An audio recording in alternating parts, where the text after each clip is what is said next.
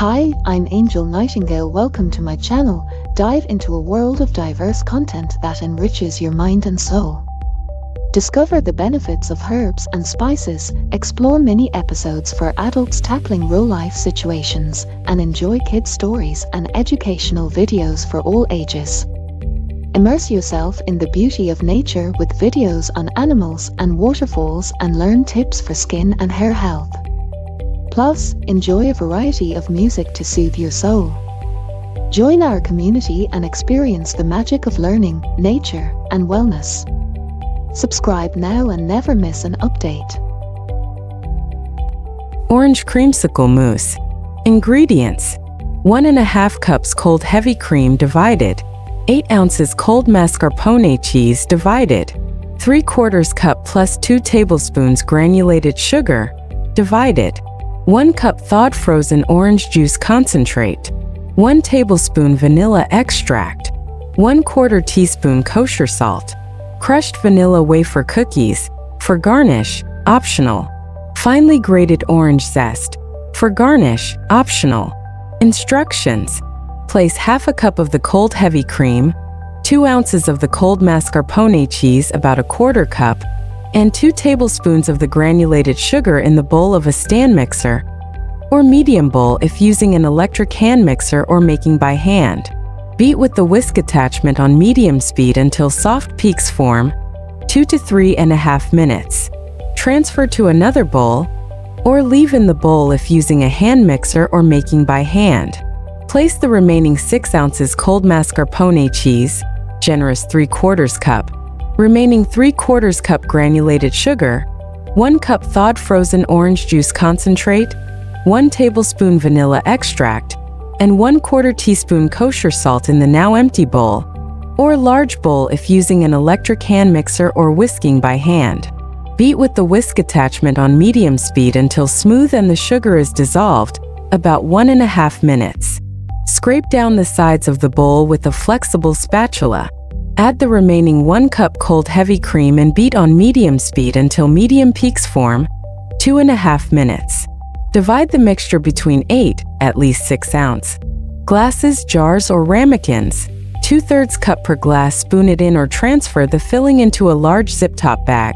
Snip off one bottom corner and pipe it in. Smooth out the tops with the back of a small spoon. Dollop the whipped cream over the filling, 2 generous tablespoons per glass. Refrigerate for at least 2 hours or up to overnight. Garnish with crushed vanilla wafer cookie crumbs and finely grated orange zest if desired before serving.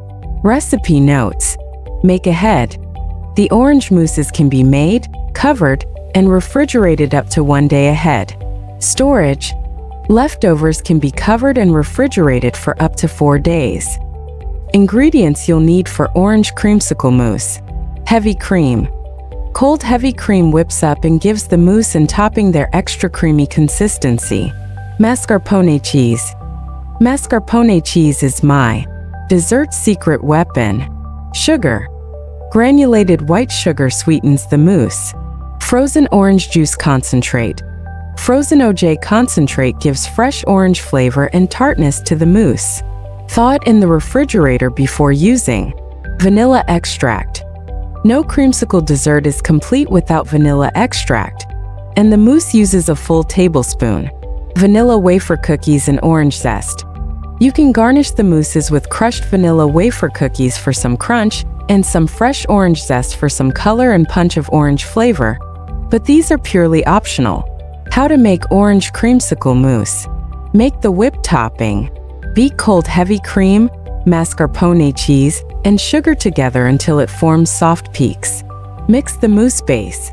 Beat the rest of the mascarpone cheese, sugar, orange juice concentrate, vanilla, and salt together until smooth. Beat in the cream. Add the rest of the heavy cream to the mousse base and continue to beat until medium stiff peaks form. Because there is mascarpone cheese in the mixture, it is much harder to overbeat. Assemble in glasses. Divide the mousse between 8 glasses and top with the whipped cream. Refrigerate for at least 2 hours before serving. Garnish with vanilla wafers and orange zest if desired. Make sure to start with cold heavy cream and mascarpone cheese, as those will be the easiest to whip up into a silky, dreamy texture. If you're using vanilla wafers, don't sprinkle them on until you're ready to eat, as they'll get soggy if they sit too long on the whipped topping. These orange creamsicle mousses make for great party or dinner party desserts, as there's no baking required, and they can be assembled up to a day ahead. No-bake fat Elvis peanut butter, pretzel and banana pie. There are very few cravings as strong as the combination of peanut butter and chocolate. Combine it with pretzels, bananas, and salty goodness, and what do you have? A no-bake fat Elvis pie, that's what. There's something ridiculously perfect about a dessert creation that doesn't have to be perfect, especially when the end result looks extra fancy. This pie sports multiple layers of thick peanut buttery goodness, salty chocolate sweetness, fresh bananas on bottom, brown sugared bananas on top, and a crunchy pretzel crust. Although all these bits and pieces might seem intimidating, this entire pie was made using just my blender and a single saucepan on the stove. Each layer comes together simply and without much fuss. Best of all, nothing has to be perfect. This indulgent fat Elvis pie is just what your next family get-together or office party ordered. Be warned, however, once your friends and family know this recipe is under your culinary belt, making it won't be a one-time affair. No-bake fat Elvis peanut butter and no-bake fat Elvis peanut butter, pretzel and banana pie. Ingredients: 3 cups heavy cream divided, 8 ounces peanut butter chips, 12 ounces semi-sweet chocolate chips, 1 teaspoon kosher salt, 2 packages graham crackers, about 12 to 15 whole crackers, 1 cup pretzels, 8 tablespoons unsalted butter, melted, 2 whole ripe bananas, 3/4 cup peanut butter, 1 tablespoon milk, 1 tablespoon corn syrup, optional, 2 tablespoons brown sugar, optional. Instructions: to prepare the filling, first bring a pan of water to a simmer and place a heat-proof bowl over top, or use a double broiler. Add 1 cup of cream, half a cup of peanut butter, and the peanut butter chips to the bowl and stir until melted. Once melted and completely combined, place the bowl in refrigerator until completely chilled, about an hour. Set a second heat-proof bowl over the simmering water. Add the remaining 2 cups cream and the chocolate chips. Stir until melted and thoroughly combined, then stir in the salt. Place the bowl in refrigerator until mixture is cool and chilled completely, about an hour. While the fillings are chilling, prepare the crust. Combine graham crackers and half a cup of the pretzels in a blender or food processor. Process until the crackers have turned to crumbs and pretzels are in small pieces. Alternatively, place the crackers and pretzels in a zip-top bag and crush with a rolling pin. Combine the graham cracker pretzel mixture in a bowl with the melted butter and stir until thoroughly mixed. Pour the mixture into a 10-inch cake pan with a removable bottom and press it into the bottom and up the sides. This pie can also be made in a 9-inch pie tin.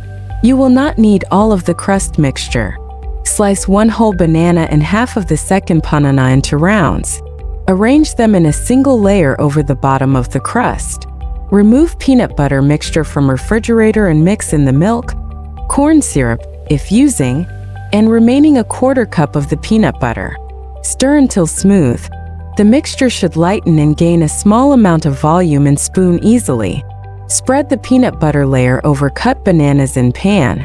Remove the chocolate mixture from freezer and whip on high speed until the mixture is lightened and slightly thicker. It won't be as firm as the peanut butter mixture, but don't worry. Spread the chocolate over peanut butter mixture. Roughly crush the remaining pretzels and sprinkle them around the edge of the pie. Slice the remaining 1/2 banana into rounds and arrange them around the top. I added 2 tablespoons of brown sugar to the tops and pop them in the broiler for a little color. Refrigerate until the pie is set, at least 3 hours or overnight. When ready to serve, unmold the pie from the cake pan and transfer to a platter. If you use a pie tin, do not unmold. Thanks for watching, and don't forget to subscribe and turn on the notification bell so you won't miss out on the best contents. Have a beautiful and blessed day to each and everyone.